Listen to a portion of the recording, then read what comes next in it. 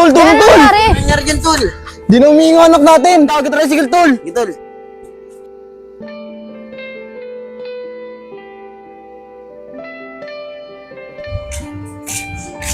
Boss Marvin?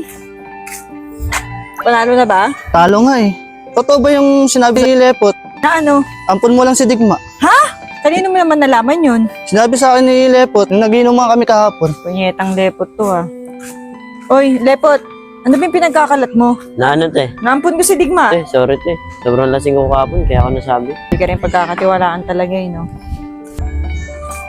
Lasing talaga ako kung ano-ano nasasabi ko. Ibig sabihin yun, totoo yung sinabi mo. Oo, tol. Pasaway ka talaga, Pot. Ang daldal mo. Sino nga pala sinugod sa ospital kanina? Oo nga pala, Kuya Marvin, yung anak ni Maika, sinugod sa ospital, naghihingal. Ano, lepot? Yung anak po ni Maika, sinugod sa ospital kanina, naghihingal.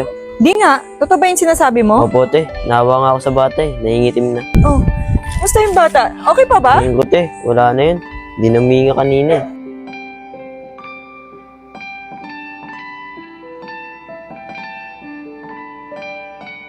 Ano nangyari dun?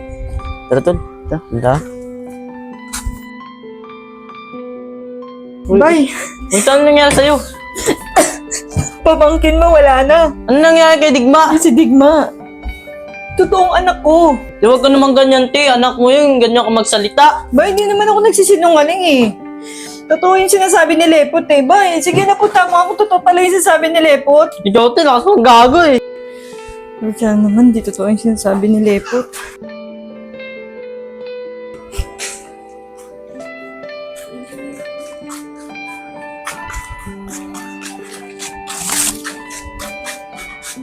Maika, Bakit, bay? Maika, ano nangyari sa anak na totoo ba yung sinasabi ni Lepot?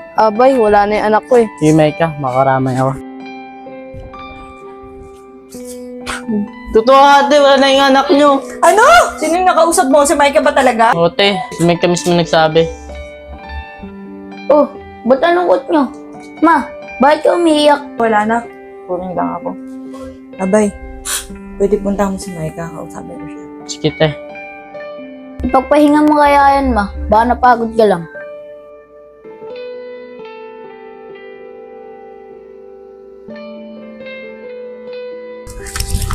O ano, bay? Wala eh, pumunta daw si Maika sa puninarya. Hayaan mo, bay. Kausapin ko na lang siya pag okay na. Ako na lang pupunta kay Micah para kausapin siya. Sige, te, mas okay yan. Pahinga ka muna, te. Sige, bay. Uy, Trish.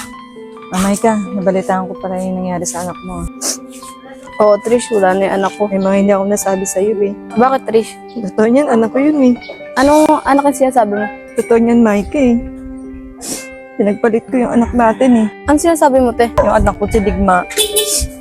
Yun talaga yung totoo mong anak. Yung anak mo si Raven, anak ko yun. Ba't mo naman nagawa yun? Tigo mo nangyari ngayon sa bata, wala na siya. Kaya nga nagsisisi ako sa lahat ng ginawa ko, eh. Wala na, nangyari na, te. O, asa na anak ko si Digma? Please, Micah, huwag mo naman siya sa akin kunin. Di ako papayag na wala na sa akin si Raven. Di ko hayaang mawala sa akin si Digma.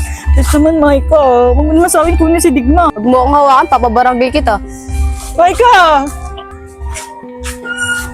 Hoy, Trisha! Labas mo yung anak ko! Trisha! Tatawag ako ng pulis pag di kayo lumabas dyan. O ano, asa na si Digma? Nakikiusap naman ako sa'yo. Pwede bang pag-usapan naman natin to? Kung di mo ilalabas anak ko, papakulong kita. Please naman, Micah, pag lumuda ko sa harapan mo, huwag mo nang sana kunin yung anak ko. Ma, ano nangyari dito? Nak? Anong nak? Hindi ka yung nanay ko, yun yung nanay ko. Trisha, paliwanag mo sa kanya kung ayaw pakulong kita. Nak, siya talaga yung tunay mong nanay. Nak, tara na. Diyan mo ako, di kita nanay. Diyos, alin mo na siya, bilisan mo na. Tara na. Ah!